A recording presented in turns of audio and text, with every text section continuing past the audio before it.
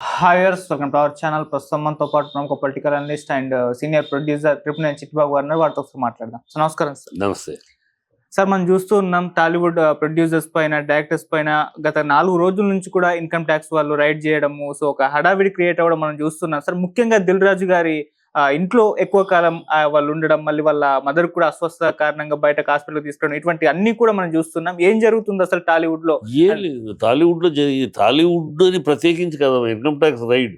అది టాలీవుడ్ అవ్వచ్చు, industrial estate అవ్వచ్చు, ఇంకేదో. ఇన్కమ్ ట్యాక్స్ రైడ్ అంటే ఇంత ఇలాగే ఉంటుంది. ఇన్కమ్ ట్యాక్స్ రైడ్ అంటే వాళ్ళు అన్ని ఇన్ఫర్మేషన్ గ్యాదర్ చేసుకుని వస్తారు. బ్లైండ్ గా ఏదో నువ్వేదో ఒక ఇన్ఫర్మేషన్ ఇస్తే దానికోసం వచ్చారు గవ్వుకున్నారు ఆఫీసర్లు. వాళ్ళు వస్తున్నారంటే మొత్తం ముందు వెనకాల ఎక్కడ పగడ్బందీగా, అందుకని 55 చోట్ల ఒకేసారి అటాక్ ఇచ్చారు ఒకే టైం. సో వాళ్ళదంతా పగడ్బందీగా ఉంటుంది. ఆ పగడ్బందీగా ఉన్నప్పుడు మనం ఏం చేస్తారులే అనుకుంటే చాలా కష్టం. ఎందుకంటే దాని వాళ్ళ పరిధి, వాళ్ళకు ఉండే కెపాసిటీ, వాళ్ళకి ఉండే పవర్ వాళ్ళకు ఉంటుంది. సో దాని మీద వచ్చినప్పుడు చేస్తున్నారు. వాళ్ళు ఖచ్చితంగా ఎవరు బయటకు వెళ్ళడానికి లేదు. ఎవరికి వెళ్ళాలంటే మొత్తం చెక్ చేసి పంపిస్తారు. బయటకు వెళ్ళి ఫోన్లు తీసేసుకుంటారు. వీళ్ళు లోపలికి ఎంటర్ అయినాక లోపల ఉన్నవాళ్ళు లోపలే ఉండాలి. వాళ్ళు బయటకు ఎదిగి ఇన్ఫర్మేషన్ బయటకు వెళ్ళటం, లీక్ అవటం, ఇవన్నీ చాలా జాగ్రత్తలు పడతారు. సో ఎవరు వెళ్ళనివ్వరు. పేపర్లు పేపర్ తీసుకుంటారు. నీ జేబులో పేపర్ ఉన్నా సరే యూ హ్యావ్ టు సబ్మిట్. నేను నా పర్సనల్ పేపర్ అంటే నీ పర్సనల్ ఏమైనా సరే ఇవ్వాల్సిందే, వాడికి హ్యాండ్ ఓవర్ చేయాల్సిందే. అట్లా చూస్తూ ఉంటారు. ఇప్పుడు 3 రోజుల కంటే మరి మొత్తం 55 సినిమాలు తీశాడు, అనేక సెన్సేషనల్ హిట్లు తీశాడు, పెద్ద పెద్ద budget, pan India budget cinema తీశాడు. ఈ మధ్య అవి కూడా తీస్తున్నాడు. సో ఎంతవరకు ట్యాక్స్ కట్టారు, జిఎస్టీ ఎంత కట్టారు, జిఎస్టీలు ప్రాపర్గా పే చేస్తున్నారా, మీరు ఇచ్చిన రెమ్యునరేషన్లో ఇచ్చే వాళ్ళందరికీ జిఎస్టీ కట్ చేసి రెమ్యునరేషన్ ఇస్తున్నారా, 2000కు మించి ఇస్తే జిఎస్టీ కట్ చేయాలి, ఇవన్నీ ఫాలో అయ్యారా లేదా, జిఎస్టీ రిపోర్ట్ వీళ్ళు అకౌంట్స్ ఉంటాయి కదా, జిఎస్టీ కట్ చేశారు, కట్ చేయకపోతే ఎక్కడ కట్ చేయలేదు, ఎందుకు కట్ చేయలేదు, జిఎస్టీ కట్ చేయకుండా ఎందుకు ఇచ్చారు మీరు, అంటే అదే యాక్చువల్ అమౌంట్ అది. ఇట్లా రకరకాల క్వైరీలు ఉంటాయి. వాళ్ళు టెక్నికల్గా వాళ్ళు అడుగుతూ ఉంటారు, చేస్తూ ఉంటారు. అది ఒక రోజులో అయ్యే పని కాదు కదా. ఏదో ఒక సినిమా 2 సినిమాలు అయితే పట్టణ పొద్దునే సాయంకాలం అన్ని క్లారిటీ అయిపోతాయి. ఇది 50 సినిమాలు, 10 ఏళ్ళుగా ఆయన సంపాదన, 10 ఏళ్ళుగా ఆయన లైమ్ లైట్లో ఉన్నాడు. సో తప్పేం లేదు. ఇప్పుడు మనం సంపాదిస్తాము కనుక ఇన్కమ్ ట్యాక్స్ అనేది ప్రభుత్వానికి కట్టాల్సిన డబ్బు కనుక ఆ ఇన్కమ్ ట్యాక్స్ డబ్బు కనుక కరెక్ట్గా వస్తుందో లేదా అని చూసుకునే బాధ్యత వాళ్ళది, ప్రభుత్వానికి. కనుక ప్రభుత్వం చేస్తుంది. దొరికితే పెనాల్టీ వేస్తారు. ఈ డబ్బు ఈ 100 కోట్లకి రాలేదు ట్యాక్స్, నువ్వు రాసినట్టు ఇచ్చినట్టు చూపించావు కానీ ఇక్కడ అకౌంట్ రాలేదు.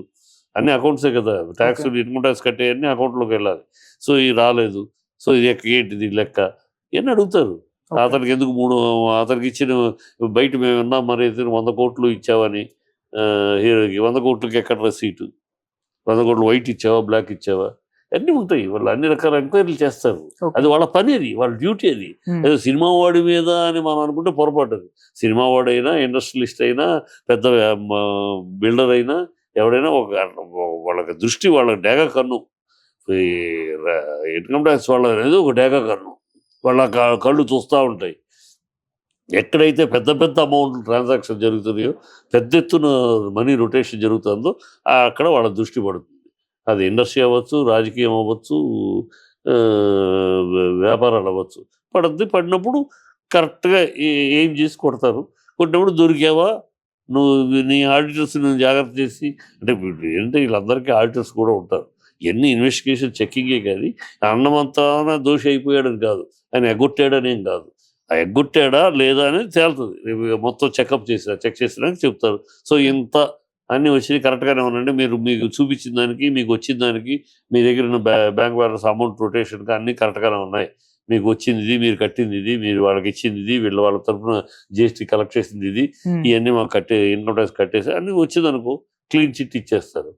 రాలేదనుకో ఇదిగో తేడా ఉంది, ఇక్కడ 100 కోట్లకి లెక్కలు తేలట్లేదు, వాళ్ళు మీరు ఎలా ఇచ్చారు, ఎందుకు ఇచ్చారు, దానికి ఏంటి, ఆ బుక్స్లోనేమో 10 కోట్లు 10 లక్షలు రాశారు, ఇక్కడేమో ₹1 కోటి ఉంది, ఎందుకు ఉంది, ఇవన్నీ ఇలాంటి చిన్న చిన్న మనవాళ్ళు చేస్తూ ఉంటారు ఆడిటర్స్.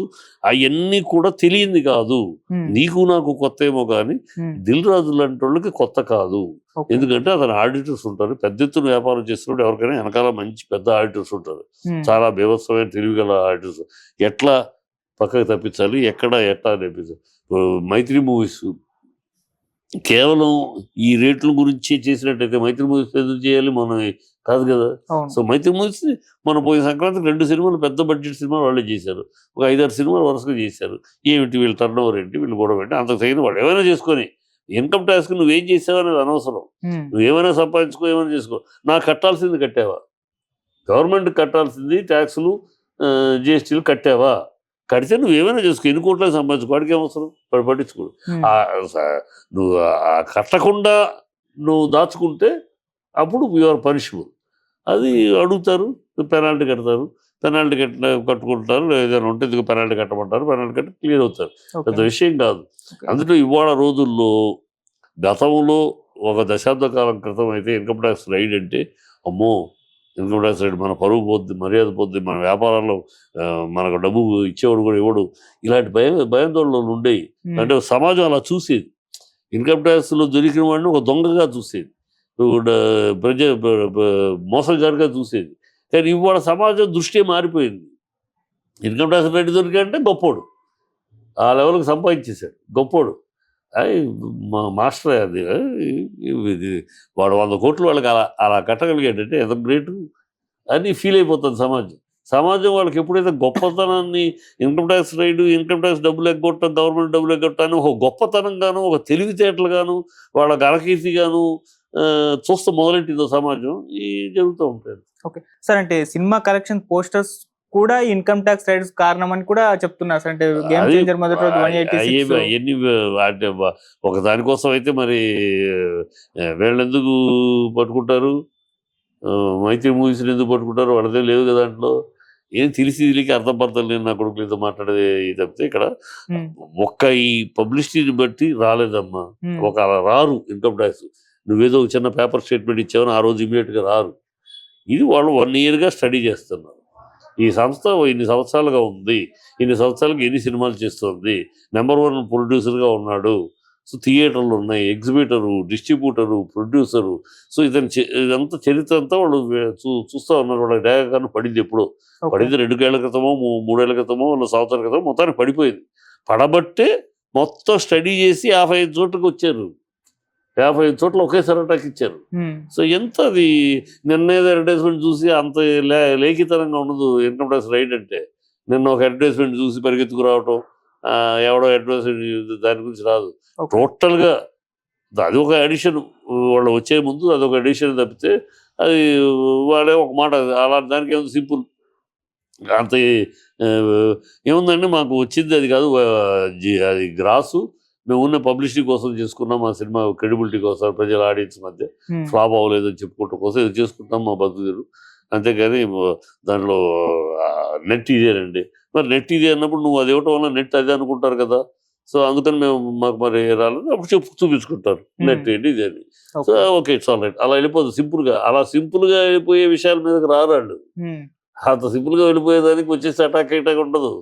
వాళ్ళ దగ్గర ఏ బలమైన ఆధారాలు ఉన్నాయి, బలమైన ఇన్ఫర్మేషన్స్ ఉన్నాయి. ఇది అక్కడ గుడి కట్టించాడు, ఇంకోటి ల్యాండ్స్ కొన్నాడు, రకరకాల అన్నీ ఆయన ప్రతి అడుగుని ఈ సంవత్సర కాలంగానో 2 సంవత్సరాల కాలంగానో ప్రతి మూవ్ని వాళ్ళు స్టడీ చేసి కాంక్రీట్గా ఒక ఆధారాలు చేతికి అనుమానాలు ఆధారాలు ఉన్నాక వస్తారమ్మా. అలాగే వచ్చారు, అందుకని 3 రోజులుగా మొత్తం ఎంక్వైరీ చేస్తారు. అంటే సార్, హీరోల ఈ ట్రాన్సాక్షన్స్ ఏ విధంగా ఉంటాయి సార్? అంటే బ్లాక్ లో తీసుకుంటారా, వైట్ లో తీసుకుంటారా, ఒక చర్చ జరుగుతుంది. అంటే వెంకటేష్ గారు నేను వైట్ లోనే తీసుకుంటాను అని, మిగతా హీరోల సంగతి నాకు తెలియదు అని చెప్పేసి ఒక స్టేట్మెంట్ ఇచ్చారు. ఏ విధంగా ఉన్నాయి సార్? దాదాపు ఇవాళ ఇండస్ట్రీ, తెలుగు ఇండస్ట్రీ కదమ్మా, తమిళ ఇండస్ట్రీ, ఏ ఇండస్ట్రీ దాదాపు హీరోలు ఈ కోట్లకు పెరిగిన, లక్షల్లో ఉన్నప్పుడు వేరు, ఎప్పుడైతే ఇండస్ట్రీ కోట్ల స్థాయికి పెరిగినాక దాదాపు all heroes, all language mostly ఎవరు కూడా బ్లాక్ అనేది లేదు. బ్లాక్ 99% లేదు. ఎంతసేపు వాళ్ళు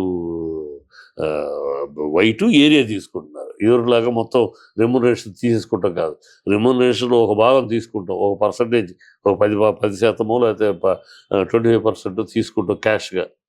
క్యాష్ కానీ అకౌంట్లో కానీ. మిగతా అంతా ఏరియా, ఒక ఏరియా ఒక నైజాం తీసుకుంటాడు. నైజాంలో అతని రెమ్యునరేషన్కి ఎంత వస్తే అంత ఓకే. వచ్చిందే దక్కుడు అంతే. ఫ్లాప్ అయితే ఫ్లాప్, సక్సెస్ అయితే సక్సెస్. సో ఆ లెక్కలో ఉంది కనుక ఇవాళ బ్లాక్ అనేది చాలా తగ్గిపోయింది. బ్లాక్ తీసుకుని ఇవాళ అంటే లక్షలప్పుడు బ్లాక్ తీసుకుంటే మేనేజ్ చేయొచ్చు. కోట్లు బ్లాక్ తీసుకుంటే ఏం చేస్తావు నువ్వు? కోట్లు బ్లాక్ను వైట్ చేయాలంటే చచ్చిపోతావు. బ్లాక్ను వైట్ చేయాలంటే ఎవడు రిజిస్ట్రేషన్ కూడా బ్లాక్ అమౌంట్ తీసుకుంటా ఎవడు బ్లాక్, ఎందుకంటే బ్లాక్ అమౌంట్ రేట్లు అన్నీ కూడా వస్తున్నాయి. ఇల్లు కొనాలంటే కూడా రిజిస్ట్రేషన్ కూడా మ్యాక్సిమం 80 ఏదో 20% తప్పితే మీదంతా ఆ 20% కూడా ఇది వైటే. అది కూడా వాడి పేరు మీద దాని ఎక్స్పెన్స్ అనో దీని ఎక్స్పెన్స్ కింద ఇవ్వటం, మెయింటెనెన్స్ కనో లేదా దానికి వాల్ కట్టివ్వాలని, ఆ వాల్ కోసం 20 lakhs ఆల్రెడీ కట్టున్న వాళ్ళు కట్టాలని. సో ఇలాంటి చిన్న చిన్న మేనేజ్మెంట్స్ తప్పితే అసలు టోటల్గా బ్లాక్ తీసుకునే పరిస్థితి పోయింది. వైటే తీసుకుంటున్నారు చాలామంది. అక్కడక్కడ అడపదడప ఏరియా తీసుకుంటున్నారు. ఏదైనా అడపదడప చిల్లర నొక్కుడు తప్పితే బ్లాక్ అనే రూపంలో పెద్దగా లేదు. ఓకే.